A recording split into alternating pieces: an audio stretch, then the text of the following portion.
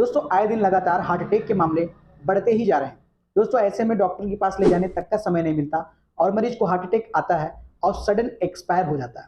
दोस्तों अगर हम हार्ट की सभी बीमारियों के बारे में जानकारी प्राप्त कर लें तो हो सकता है कि हम मरीज को हार्ट अटैक आने से पहले उसका इलाज लेके डॉक्टर से मरीज को हार्ट अटैक से बचा सकते हैं। दोस्तों ऐसे ही एक बीमारी के बारे में मैं आज चर्चा करने वाला हूं और मैं हार्ट की सभी बीमारियों के बारे में चर्चा करूंगा और उनके कारण, लक्षण और उपचार के बारे में आपको बताऊंगा। फिलहाल आज हार्ट की एक गंभीर बीमारी जिसका नाम इस्केमिक हार्ट डिसीज है, इसके ऊपर मैं चर्चा करने वाला हूं। इसका कारण, लक्षण और उपचार आपको बताने वाला हूं।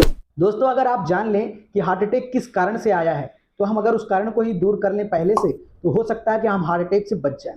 दोस्तों यही एक कारण मैं लेकर के आया हूं, इस्केमिक हार्ट डिसीज। दोस्तों इस्केमिक हार्ट डिसीज का कारण क्या होता है, इसका लक्षण और उपचार, ये सब कुछ मैं आज इसी वीडियो में आपको बताने वाला हूं, इसलिए वीडियो के अंत तक बने रहें। दोस्तों इस्केमिक हार्ट डिसीज में आपके हार्ट को भरपूर मात्रा में रक्त की आपूर्ति नहीं हो पाती। दोस्तों ऐसे कंडीशन में आपके हार्ट की जो कोशिकाएं होती हैं, जो ऊतक होते हैं, उनको भरपूर मात्रा में ऑक्सीजन और न्यूट्रिशंस की सप्लाई नहीं हो पाती। जब ऐसी स्थिति बनती है तब आपके हार्ट की कोशिकाएं और ऊतक डेड होने लगती हैं। इनके डेड होने के परिणाम स्वरूप आपको जो है हार्ट अटैक आ जाता है। दोस्तों जब भी आपके हार्ट को जो है पर्याप्त मात्रा में रक्त नहीं मिलेगा तो जाहिर सी बात है कि आपके हार्ट की काम करने की क्षमता में कमी आएगी और परिणाम स्वरूप आपको हार्ट अटैक आता है। यह एक कंडीशन जो है अत्यधिक देखा गया है कि रक्त की आपूर्ति हार्ट को ना होने पर और हार्ट अटैक आ जाता है। इसी बीमारी का नाम हम इस्केमिक हार्ट डिसीज कहते हैं। दोस्तों यह एक गंभीर बीमारी होती जा रही है। अब जान लेते हैं कि इसके क्या क्या लक्षण दिखेंगे कि आपको समझ में आए कि यह बीमारी के लक्षण है और आपको डॉक्टर से परामर्श करने की आवश्यकता पड़ती है। दोस्तों अगर आपको सांस लेने में तकलीफ हो रही है या आपके सीने में दर्द हो रहा है, उलझन, बेचैनी जैसी समस्याएं आती हैं और यह इसके मुख्य लक्षण है, अगर ऐसी समस्याएं आती हैं तो तुरंत अपने डॉक्टर से आपको मिलना चाहिए। दोस्तों जब भी आपके हार्ट को जो है पर्याप्त मात्रा में जो है ब्लड नहीं मिलेगा तो जाहिर सी बात है कि ऑक्सीजन भी भरपूर नहीं मिलेगा और परिणाम स्वरूप आपकी सांस फूलेगी। इसलिए सांस फूलना, उलझन, बेचैनी होना और सीने में दर्द होना इसके मुख्य लक्षण देखे गए हैं। इनमें से कोई भी लक्षण अगर आपको दिखाई देता है तो तुरंत डॉक्टर के पास आप जाएं और आपके डॉक्टर को दिखाने के बाद डॉक्टर आपके लक्षण को सुनने के बाद इसके बाद बीमारी का वह निदान करेगा, अर्थात डायग्नोसिस करेगा। डायग्नोसिस करके ही वह पता लगाएगा कि आपको इस्केमिक हार्ट डिसीज है या मायोकार्डियल इंफेक्शन है या हार्ट की किस तरीके की बीमारी आपको हुई है। दोस्तों ऐसे कंडीशन में डॉक्टर आपका ईसीजी कर सकता है, 2D इको कर सकता है, ब्लड में कोलेस्ट्रॉल की जांच कर सकता है, लिपिड प्रोफाइल की जांच कर सकता है। 2D इको और ईसीजी में कंफर्म हो जाता है कि आपको इस्केमिक हार्ट डिसीज है। ऐसे कंडीशन में दोस्तों डॉक्टर आपका जो है निदान कर लेता है कि आपको इस्केमिक हार्ट डिसीज है और इस्केमिक हार्ट डिसीज से जुड़ी वह दवाइयां दे देता है।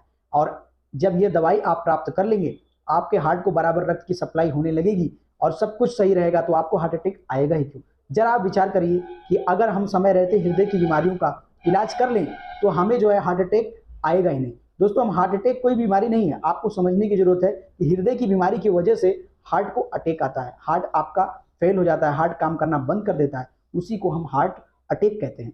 वह किसी न किसी बीमारी की वजह से हो रहा है, चाहे वह मायोकार्डियल इंफेक्शन हो, चाहे वह एट्रियल फाइब्रिलेशन हो, चाहे वह वेंट्रिकुलर फाइब्रिलेशन हो, चाहे जो है वो सुप्रावेंट्रिकुलर ट्रैकीकार्डिया की वजह से हो। तो ये सब हार्ट की बीमारियों के नाम है।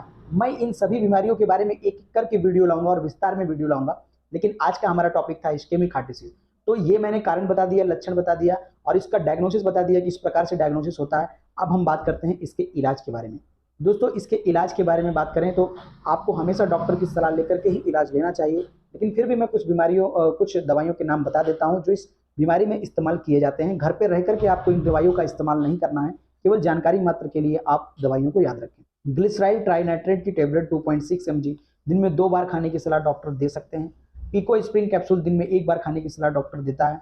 इसी के साथ साथ टिमजिड एमआर नाम की टेबलेट दिन में 2 बार, जिसके अंदर टाइमेटाजाइडिन होता है, दिन में 2 बार देता है डॉक्टर। ये सभी दवाइयों का काम होता है कि जो है आपके हार्ट को भरपूर मात्रा में ऑक्सीजन और ब्लड की सप्लाई करवाना।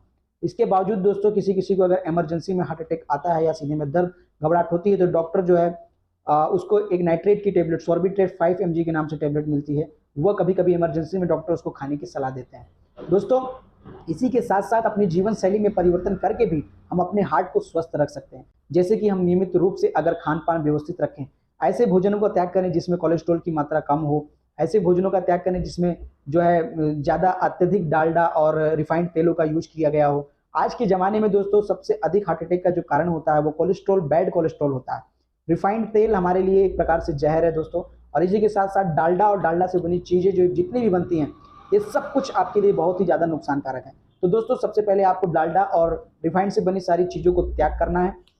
इसके बाद दोस्तों आपको जो है हरी वेजिटेबल की सब्जियां लेनी है, और हरी सब्जियों का सेवन अत्यधिक कर सकते हैं। जीवन शैली में परिवर्तन ला के भी आप कई बीमारियों को ठीक कर सकते हैं। तो दोस्तों इस्केमिक हार्ट डिसीज के बारे में आपने जाना कि इस प्रकार से जो है आपको आपके हार्ट को प्रभावित करता है, किस प्रकार से इससे हार्ट अटैक आता है, इसके कारण और लक्षण के बारे में मैंने आपको बताया, और इसके इलाज के बारे में भी आपको बताया। इनमें से कोई भी लक्षण अगर आपको दिखते हैं तो तुरंत आप डॉक्टर की सलाह लें, और डॉक्टर की सलाह के अनुसार आगे दवाइयाँ इलाज शुरू कर दें। और इसके साथ साथ दोस्तों अगर आपको कोई सवाल पूछना है तो आप हमारे चैनल पर कमेंट करके पूछ सकते हैं। हमारे चैनल को सब्सक्राइब करें ताकि मैं बीमारी से जुड़ी और भी वीडियो आपके लिए ला सकूं। और इसी के साथ साथ दोस्तों एक बार फिर से आपका धन्यवाद।